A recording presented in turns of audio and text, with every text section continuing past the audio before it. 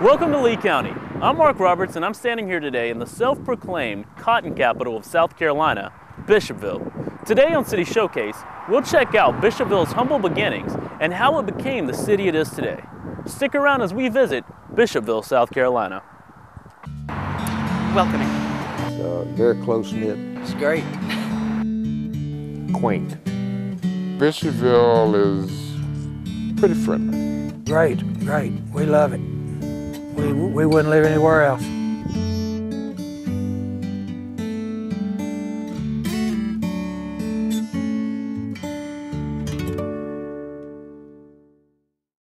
As far as I know the origin of Bishopville, it was a trading crossroads. The first commerce that actually took place here in town was a saloon. And then in the mid-1850s is when this Dr. Jacques Bishop came to the area, moved into the area and set up a medical practice. And it was his work in the area providing medical care that began to draw residents into the area as a town, and then the area became known as Bishop's Crossroads. Then when it was incorporated as a town, it became Bishopville. Our earliest beginnings are somewhat ignominious. There was a father, they called him Father James Jenkins. He was Reverend James Jenkins, an itinerant Methodist minister who lived in the Bishopville area but traveled the whole area of South Carolina. And he was rather critical of the moral climate in the area. I think he wrote one time that the area known as Bishop's Crossroads was a place that God-fearing men would ride miles out of their way to avoid. This was the crowning jewel of South Carolina agriculture in the late 1800s and the early 1900s before the boll weevil came. If we could take a ride around town and look at the homes that were being built in the early 20th century, up to the time of the boll weevil, up to the time of the Depression, you can see that there was quite a bit of money in the town and in the area, and it was 100% fueled by agriculture. The cotton crop, we were a cotton growing area, and we did it quite well. In terms of annual celebrations, our biggest one goes right back to what I said about agriculture, the Cotton Festival. We have the Lee County Cotton Festival every fall to celebrate the incoming cotton crop and to just, I guess it takes, it stands in place of the old Lee County Agricultural Fair, in which so many counties, and of course we still have the State Fair, but that's our version of it here, the Cotton Festival. I think that our agricultural heritage is still richly represented. We've got a lot of good families, not nearly as many as we had. We've got a lot of good families still running successful farms. The rich land here in Lee County still produces just like it always did, and so we still honor our agricultural heritage, even though we strive to move into other directions, to find industry that can come in and provide jobs for our young people so that they'll at least have a choice of staying here or moving to some other place. But that's, yes, agriculture does cast a long shadow over Lee County, and I'm sure it always will. I hope it always will. The South Carolina Cotton Museum was organized here in 1993. And it was done as a twofold project. One is to bring tourism here into the agricultural center of this region of the state. And the other thing is to preserve and interpret for the current and future generations the history of cotton and the importance of cotton to not only South Carolina but the United States itself. And that still continues to play a very vital role in everyday life. We deal with all aspects of it, from the agricultural planning end all the way through to the textile mill. We cover it all here. We do a lot of outreach. We go out to festivals, fairs, schools, promoting cotton and the importance of cotton. When the people come here, they have all sorts of questions in their minds.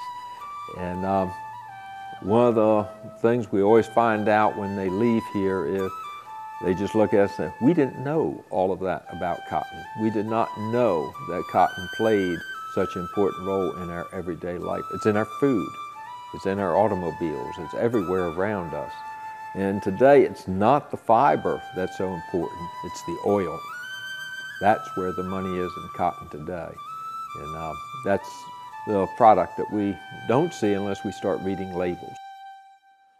Oh, you see here my favorite friend, the mule, the most important animal to a farmer for years until after World War II, and then the tractor came in.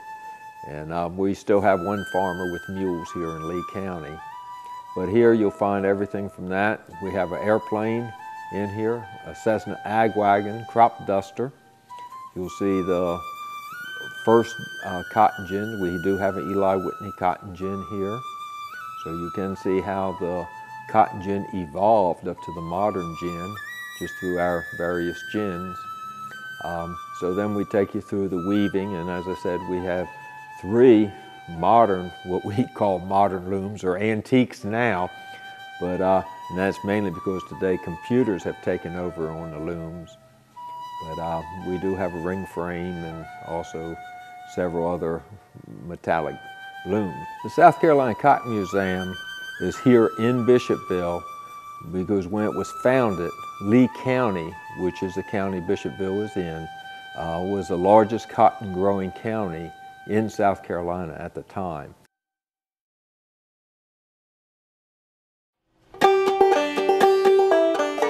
About 1999, I was still working. I hadn't retired yet, and I saw a TV commercial on alpacas, and not really knowing what an alpaca was, I put into doing a little research.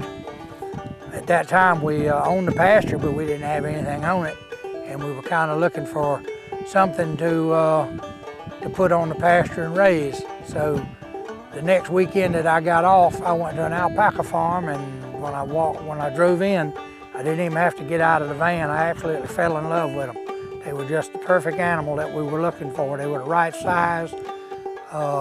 They seemed very friendly, very curious. So we came back and started doing some fences and ended up buying 3 on our initial herd. We're usually out here with the animals around 8 to 8:30. And first thing we do is feed, and then we clean up the immediate area. This time of year, we make sure that the ice is broke off the water buckets and all. And after we clean up, that's pretty much it. It takes us about maybe an hour to hour and a half to catch up for the day, and then the animals are pretty much on their own. They're not an animal that you have to look at every day or look to make sure that nothing's wrong with them every day, because they're very hardy animals. We have 27 alpacas, 7 miniature llamas, and 1 full-size llama. The reason for Bishopville, we moved here in 1974 and went to work out at Rexham Beverage Can.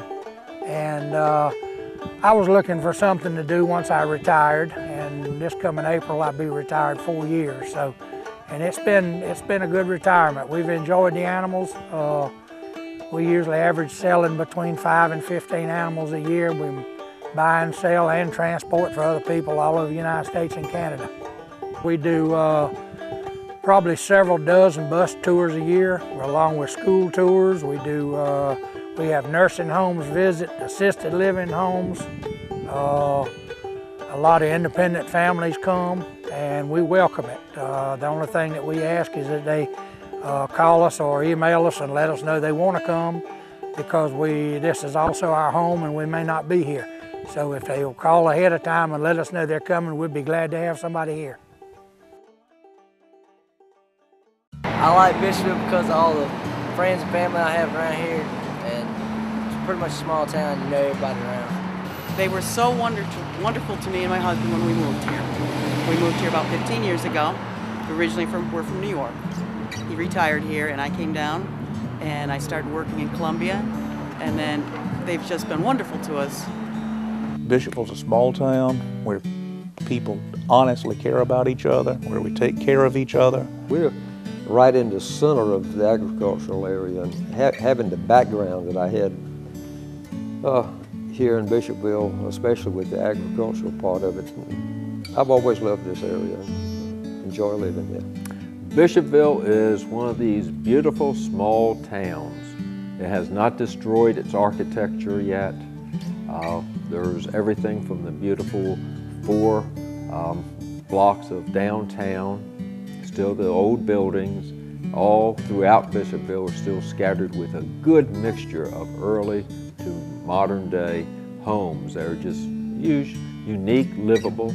The people in Bishopville are special people. They're people that if you're down, they'll help you. If you have trouble, they'll come help you. If you need something, somebody's always there to help you with it, and they will support just about anything that you do. I mean, they're just great people. And one of the things I guess about small town, it's pretty traditional. It's pretty hard to change tradition, the ways of done things.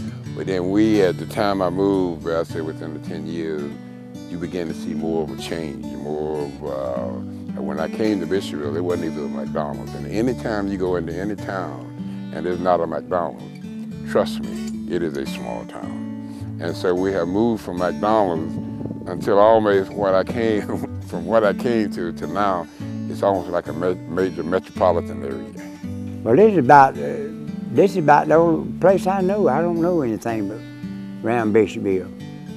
And I get along so good with people, I can't kick it, because they've been good to me. And they sure have, and I love Bishopville and Lee County, I sure do. The people are real good to me. Well, that's Bishopville, South Carolina, a place where the rich history of cotton still grows. Now, once again, we can't show you everything on the show, so you've got to come and visit it for yourself. For more on Bishopville and the rest of this great place we call home, stay tuned to FTC Now. For City Showcase, I'm Mark Roberts. Thanks for joining me.